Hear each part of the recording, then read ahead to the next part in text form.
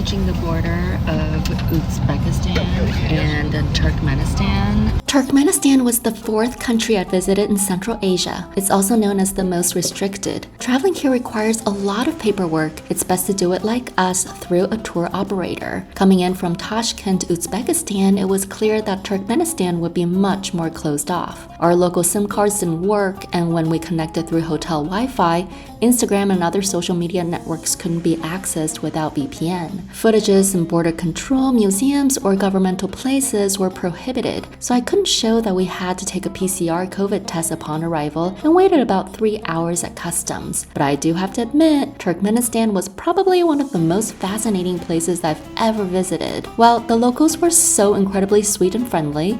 Here are some of the best things to do in Ashgabat and other cities. Right in the middle of the Turkmenistan desert, we're here at the Darvaza Gas Crater. I can feel so much warmth from the fire.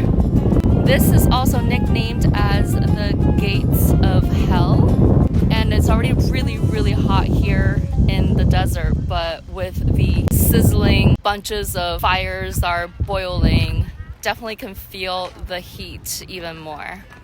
The most incredible site in Turkmenistan is situated 260 kilometers north of Ashgabat, the Darvaza Gas Crater, or as many people call it, Door to Hell. Since the 1980s, hundreds of natural gas fires emblazoned the rim and the bottom of the crater. It originally came from a burning natural gas field which collapsed into a cavern. Engineers lit the crater to prevent the spread of toxic gases. To reach the Karakum Desert, where the crater calls home, requires a 5-hour car ride via a 4-wheel drive. Coming here, it is 5 hours of really arduous road condition. You've got to have these jeeps. The roads are bumpy throughout the entire journey, though on the way to the Door to Hell, there are other gas craters worthy of visiting. We're at the second crater on the way to the Gates of Hell crater, which is the main landmark. But on the way, we're gonna see a bunch of little ones, little gas craters like this one.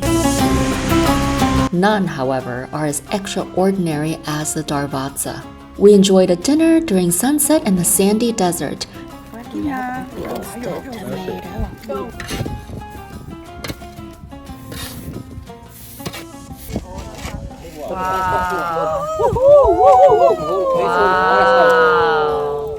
There's nothing like biting into roasted vegetables and mutton while sipping on local sparkling wine next to lines of milky yurts.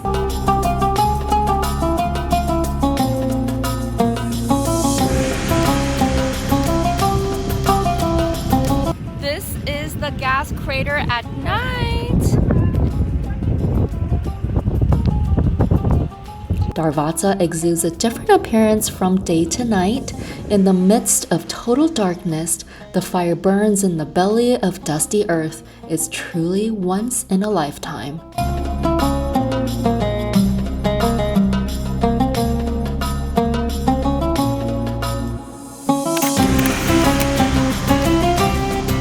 To memorialize the date of Turkmenistan's independence on September 27th, Independence Monument was constructed to be 91 meters tall, topped with a golden tower at the height of 27 meters, except I barely looked at it, completely distracted by a wedding.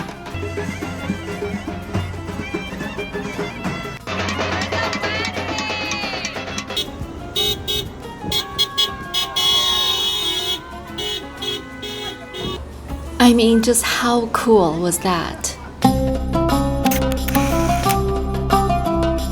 Located on a western hill overlooking the city of Ashgabat is Halk Hakydasy Memorial Complex, or the Earthquake and World War II Memorial. The statue with a large bull carrying the earth on his back is the locals' explanation of an earthquake. It derives from the Turkmen belief that Mother Earth was held on the back of a giant bull, despite that the earth may become too weighty as the bull moved his legs and shoulders. There's also the earthquake monument featuring 4 striking red marble columns with an eternal flame burning at the central base. They beautifully symbolize petals that protect the heart of a flower. To the side, there's a red marble arch hovering over 2 kneeling soldiers being washed over by a grieving woman. One thing that's unique about Ashgabat Street View is that all the buildings are in white marble with golden highlights. Much of the city was destroyed during the 1948 Ashgabat earthquake. During the rebuilding process, former President Sapar Murat Niyazov wanted to create a white city by using white marble so that the walls cool down during summertime and the color lifts up the mood during winter months. Behind me, it's called Old Nisa. It's about 25 minutes from the capital city Ashgabat by car.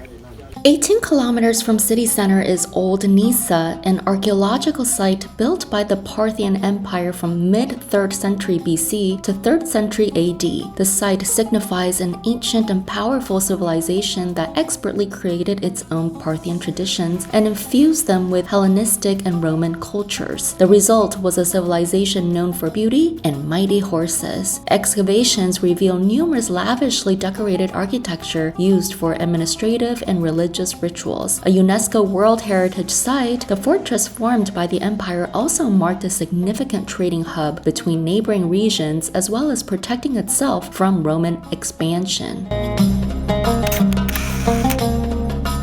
Similar to other regions in Central Asia, Turkmen cuisine reflects upon its storied nomadic culture. Some must-try foods are gutap, which are these half-moon-shaped flatbreads stuffed with meat. Super yummy. And the korvuma, which is sautéed meats cooked in animal fat. This was fire. Akin to most countries in Central Asia, Turkmen kebab is a must-eat item. But in Turkmenistan, definitely indulge in luya kebab. It's basically a sausage made from ground mutton, onions, and seasoned with salt and pepper. I didn't stay long enough to try everything, but trust me, Turkmen dishes are absolutely delicious.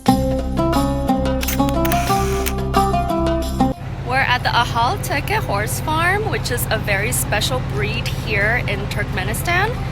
And the Akhal horses are bred here in the village of Akhal. A trip to Turkmenistan wouldn't be complete without learning more about the Akhal-Teke horses, a unique breed renowned for its size, speed, strength, antiquity, and beauty, which is evident in some horses that have pale blue eyes or a shiny sheen to their coats that is almost metallic.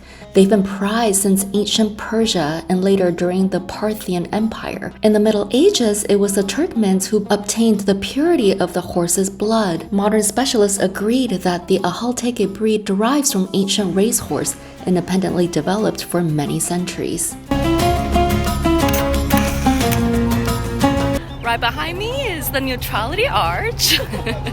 And the 3 legs means independence, democracy, and neutrality.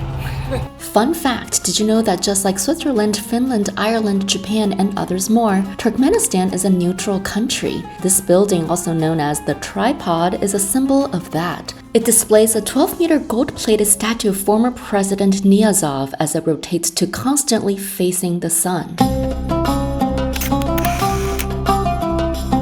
We're spending all day today touring an ancient city of Mari. It's spelled like the name Mary, but it's pronounced Mari. Back in the day, this was where a lot of literature, art, science, technology was advanced. There were 3 really old libraries that also existed here before the Mongolians came and burnt a lot of the buildings and places down. And so now we're seeing what is left of it.